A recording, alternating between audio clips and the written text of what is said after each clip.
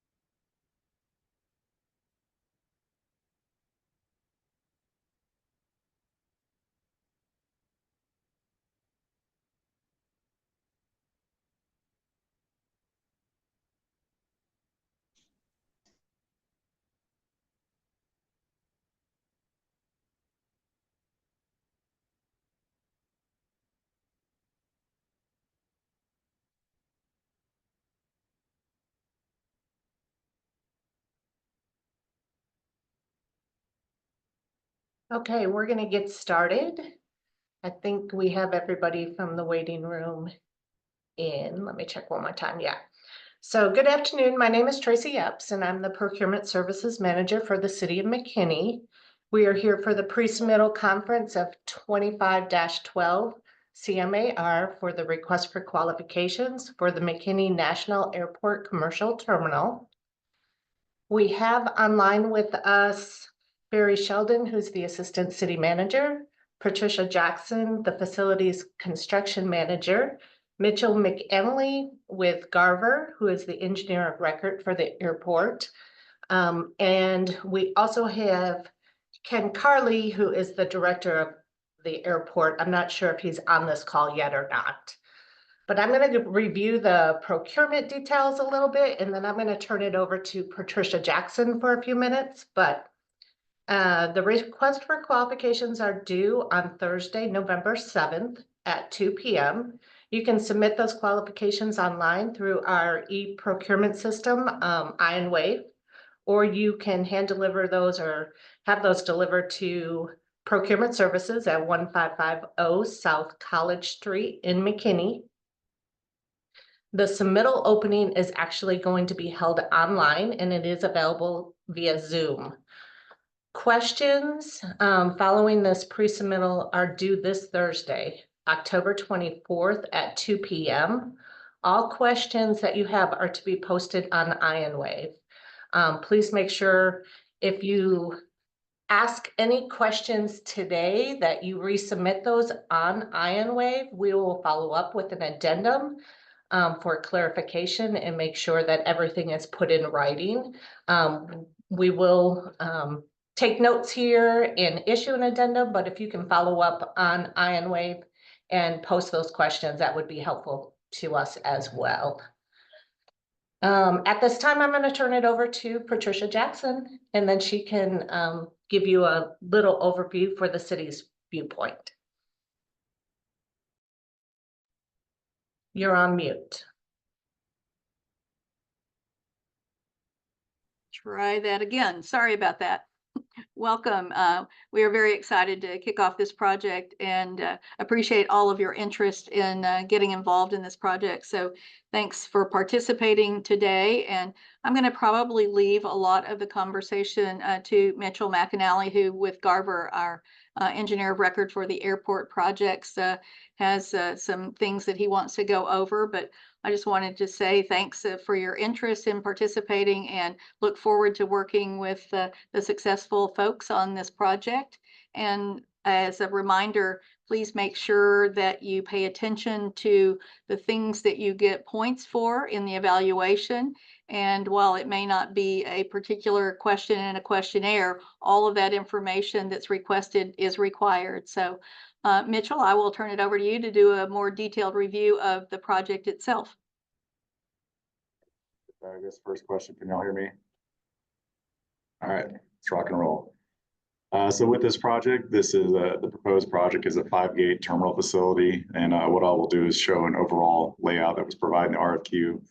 But before I do that, I'd like to share my screen to kind of walk through to make sure that everybody understands this is has the potential to be a federally funded project. So there are federal contract provisions that have been included as part of this RFQ.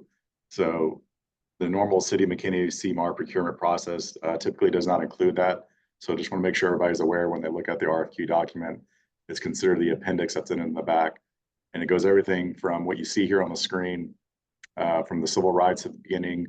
We'll have Davis-Bacon Wage Act requirements all the way down to the DBE program. The submittal of the DBE forms is not required as a part of the initial RFQ. It'll be required to document the team makeup as a part of the RFP if your firm is shortlisted to proceed to that next step. So just first off, I wanted to bring this to your attention. There's an assumed goal at this time for the DBE of 8.9%, and that has all been included as part of the RFQ in the back. So hopping over to the actual project itself, within the RFQ is provided this layout that you see here on the screen. The way this project is ultimately being constructed is actually in 3 different parts, but the focus for this procurement is I guess you would call it the lighter blue shaded areas on the screen. The yellow and the red are 2 separate procurements that are not included as a part of this project, and that's simply tied to funding allocation and also just different timelines when it comes to construction for those 2 items. The areas in blue were also identified as an opportunity to build this project so that everything's occurring outside of the fence. So if you have the opportunity to go to the airport, you will see that this entire project will be constructed out of the AOA on the non-secured side. So that way we can focus all those efforts to limit the actual security and need for badging for this project.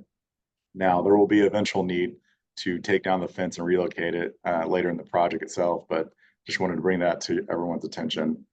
Everything you see in blue is not all pavement. It is associated with grading, detention areas.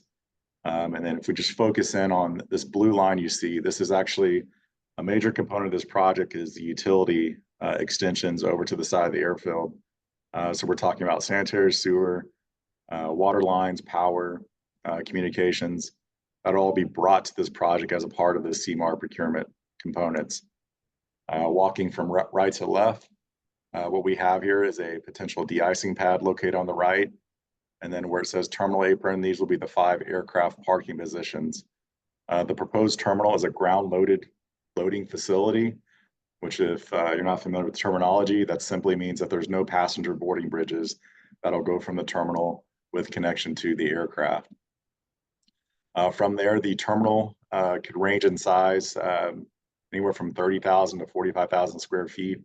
The city is currently working with potential tenants, and that'll ultimately be finalized by the time the CMAR contractor has been selected and moving through that procurement. As a component of this project will include fueling services. There'll be a need for a fuel farm that will be located up here adjacent to this red area. And then ultimately vehicle parking for revenue control. So for the CMAR procurement, it's everything from the de-icing pad, the terminal apron itself, all the various parking lots, infrastructure, roadway infrastructure that goes to the terminal, and then of course the utilities associated with it. So with that is the project overview. And there's actually a more detailed breakdown of all the various components of the project that have been included as a part of the RFQ on the front end.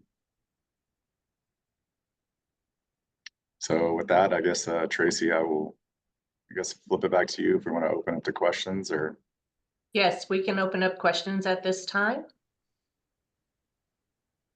If anybody wants to come off mute and come off camera and ask away, now's your time.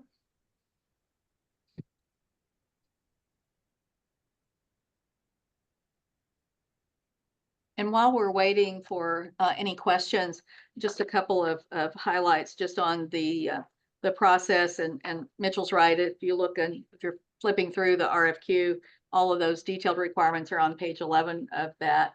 And if you look at some of the things, the procurement process for the city and the type of contract with the city amendments that we will be using for this project, the CMAR contract. And Tracy, if we haven't given one of those as a reference point, we will then sometime during the addenda process.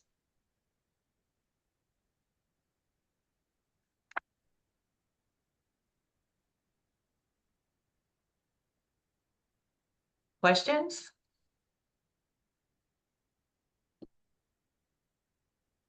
I believe that there are a few items that we're going to include in an addenda, just some clarifications on the size of the project and other things. So just so you know, there will be some changes in some of the amounts that were given. Mitchell, do you want to go over that, or do you want to? Yeah, I can go and address that. So the dollar amount for the project experience, requesting information on projects of a similar size, I believe it was mentioned as 150 as the minimum. That will be revised to be 50 million. So that's one big change that we want to identify for everybody.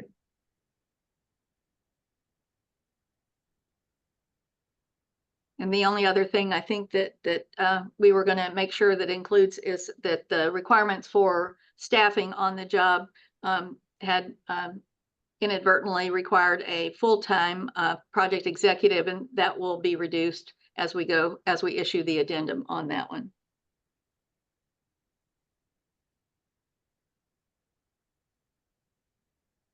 No questions? That's really hard to believe, guys. You got it, huh? I don't see anything in chat. Nobody's coming off mute. Please just include then the questions before Thursday so that we can get that last addenda out prior to the date that you need to get everything in for submission then on the date that Tracy had mentioned, which is November the 7th. Good job, Mitchell. Sweet. Early lunch. All right, well, I guess we will end this pre-submittal meeting. Questions are due this Thursday, 2 p.m. Ken has a comment. Oh, I just noticed it looks like there is a question in the chat. Someone said thank you. There's a thank you. Oh, never mind. Well, thanks again for your interest. We are really excited to get this project kicked off and going and get the CMAR on board. So we look forward to your submittals very much. Thank you. Thank you, everyone. Thank you.